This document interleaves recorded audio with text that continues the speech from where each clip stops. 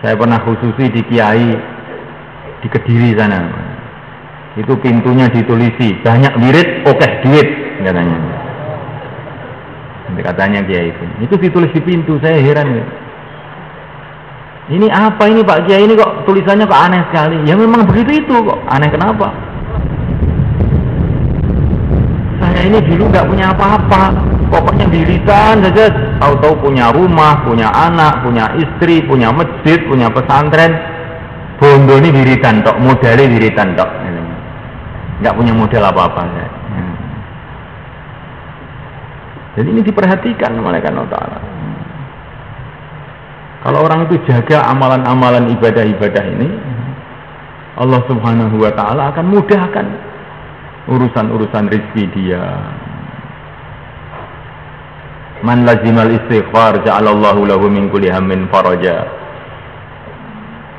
wa yarzuqhu min haitsu la yahtasib. Barang siapa senantiasa istighfar, terus istighfar, maka Allah akan berikan jalan keluar dari kesulitan-kesulitannya, dan Allah akan memberikan rezeki kepada dia dari tempat yang dia tidak sangka-sangka. Istighfar. Mulaikan Allah SWT. Banyak hasbunallah wa ni'mal wakil, hasbunallah wa ni'mal wakil, hasbunallah wa ni'mal wakil. Kata Syekh Abdul Wahab paling sedikit 313. Kalau bisa 1000. Ini fadilahnya apa? Ini cerita dalam sejarah orang yang senantiasa punya prinsip hasbunallah wa ni'mal wakil ini. Walaupun musuh itu datang dari segala arah, akhirnya dia sukses. Kalau menghadapi masalah-masalah, ancaman-ancaman, teror-teror, hasbunallah wa ni'mal wakil, hasbunallah wa ni'mal wakil. Kembali kepada Allah, begitu dulu. Orang-orang dulu itu menyelesaikan masalah dengan amal. Sekarang orang menyelesaikan masalah dengan amwal, dengan harta benda.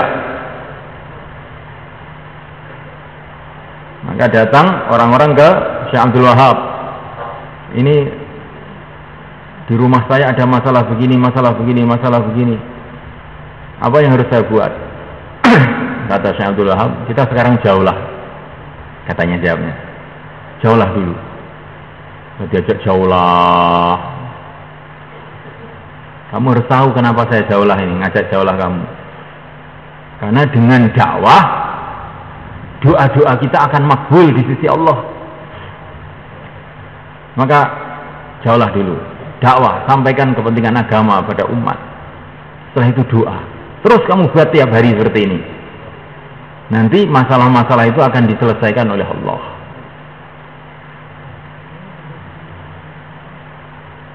Nah, mulaikan Allah Subhanahu wa Ta'ala. Jadi jangan karena ada masalah kemudian dakwahnya berhenti. Bukan, jangan seperti itu. Tetap kerjakan sekemampuannya, kemudian doa. Karena syaratnya doa itu makbul kalau ada dakwah. Terus dakwah menurut kemampuannya, kemudian doa, nangis sama Allah. Dakwah lagi, doa lagi. Dakwah lagi, doa lagi. Nanti Allah akan selesaikan masalah.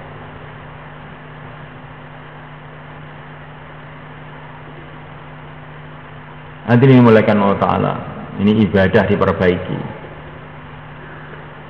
Kemudian muamalah ini. Yang pertama kali meluruskan iman. Ini namanya takwa. Yang kedua meluruskan ibadah. Kemudian yang ketiga meluruskan muamalah. Kita ini dalam mencari rezeki ini harus kita pahami ini ujian. Allah itu menjadikan kita perlu makan, perlu minum. Ini memang disengaja oleh Allah untuk ujian. Allah menjadikan kita perlu kawin, perlu rumah. Kalau malaikat nggak perlu kawin, nggak perlu makan, nggak perlu minum. Karena malaikat diciptakan bukan untuk diuji. Nah, manusia ini diciptakan oleh Allah memang untuk diuji. Nah, ujiannya itu apa? Hajat-hajat ini, keperluan-keperluan itu ujian dari Allah kepada manusia.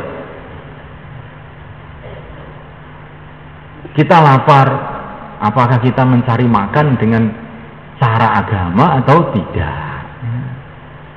Kita perlu kawin, apakah kawinnya dengan cara agama, apa kawin dengan tidak cara agama Allah? Kalau kawin kita ini dengan cara agama, maka ini mendatangkan ridho Allah, mendatangkan barokah, mendatangkan kebaikan-kebaikan. Kalau orang itu kawin dengan cara yang benar, maka orang tuanya jadi gembira, ya, tetangga-tetangga pun ikut gembira. Ya. Tapi kalau orang melampiaskan nafsunya tidak dengan cara yang benar, nanti akan digebuki orang. Ya. Jadi di dunia saja yang ada kehinaan, yang ada itu kehinaan, belum lagi nanti di akhirat. Itu melainkan Allah Subhanahu wa Ta'ala. Kita dijadikan oleh Allah perlu rumah.